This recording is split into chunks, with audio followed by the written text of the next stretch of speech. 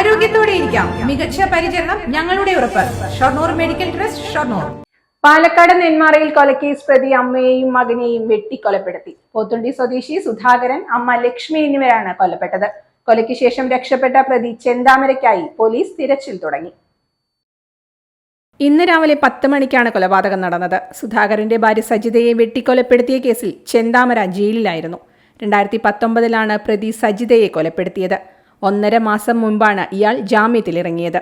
തുടർന്ന് സുധാകരനെയും മീനാക്ഷിയെയും കൊല്ലുമെന്ന് നിരന്തരം ഭീഷണിപ്പെടുത്തിയിരുന്നു.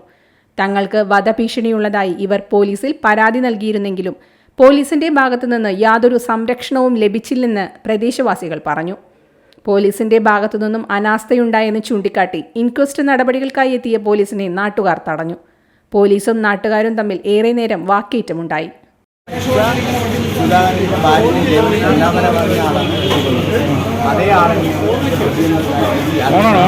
മരിച്ചവരുടെ മൃതദേഹം നടപടിക്രമങ്ങൾക്കായി പാലക്കാട് ജില്ലാ ആശുപത്രിയിലേക്ക് മാറ്റിയിട്ടുണ്ട്.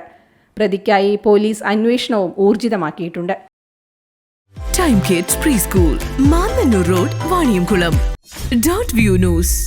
കാഴ്ചകളാണ് ലോകം, കണ്ടു തുടങ്ങുക.